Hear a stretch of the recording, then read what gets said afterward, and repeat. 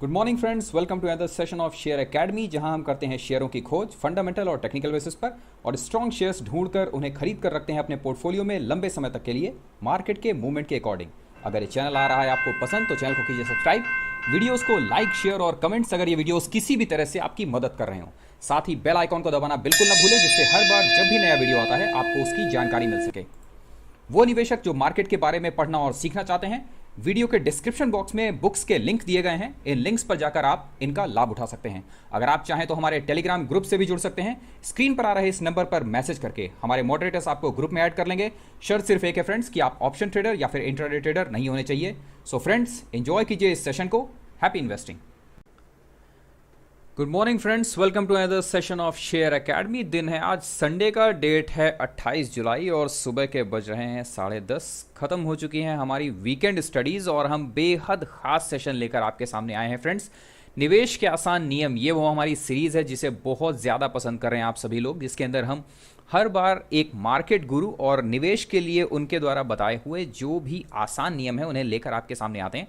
आज की इस सीरीज में जो मार्केट गुरु हम आपके सामने लेकर आए हैं वो हैं चार्ली मंगर। जी हाँ, आप में से वो लोग जो मार्केट में थोड़े भी समय से हैं और अगर इंटरनेशनल मार्केट और निवेश गुरुओं को थोड़ा बहुत भी पढ़ते हैं, उन्होंने अच्छी तरह से नाम सुन रखा है वॉरेन बफे का।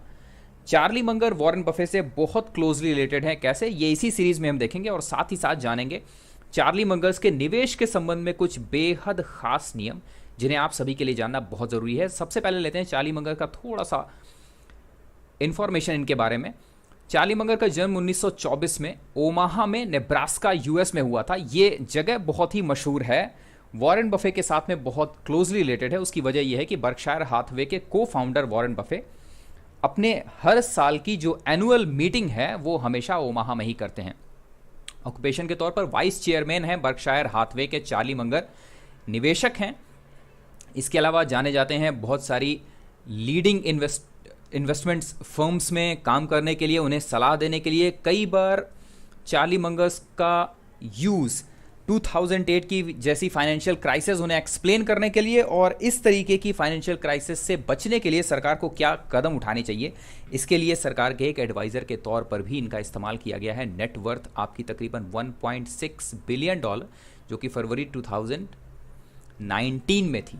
और अब शुरू करते हैं। चार्ली मंगर ने जो शिक्षाएं दी हैं एक गुरु के तौर पर, मार्केट गुरु के तौर पर, वो क्या है फ्रेंड्स? एक बहुत ही बेसिक डिफरेंस है वॉरेन बफे और चार्ली मंगर के बीच में। वॉरेन बफे ने एक बार कोट करते हुए कहा था कि अगर मैंने अपनी लाइफ में चार्ली मंगर की बातों पर और ज़्यादा ध्यान दिया होता तो मैं कहीं ज़्यादा पैसा कमा सकता था जितना पैसा मैंने उनकी राय को अवॉइड कर कर कमाया है।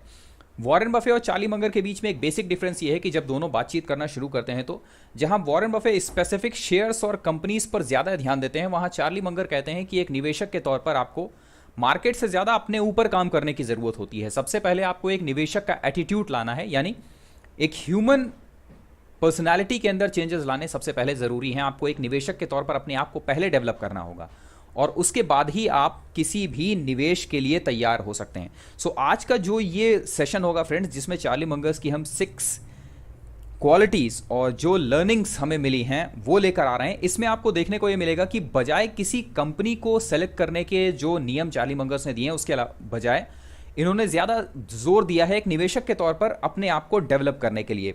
उम्मीद है कि आज का ये सेशन आपको पसंद आएगा, सो ध्यान से देखिए।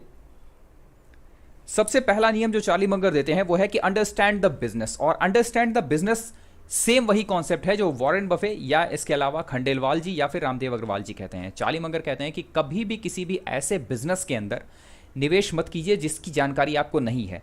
सीधा सीधा एक्सप्लेन किया उन्होंने कि अगर आप एक रिटेल शॉप ओनर हैं और अगर आप ऑटो सेक्टर के पार्ट्स की शॉप रखते हैं तो बेहतर है कि आपको ऑटो सेक्टर के बारे में जानकारी है, उस मामले में आपकी थोड़ी पकड़ है।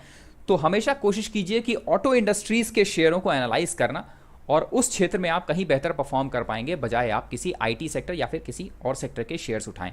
तो हमेशा कोशिश कीजिए किसी भी शेयर को बाय करने से पहले उसके बिजनेस को समझने की, उन कंपनीज को, उन सेक्टर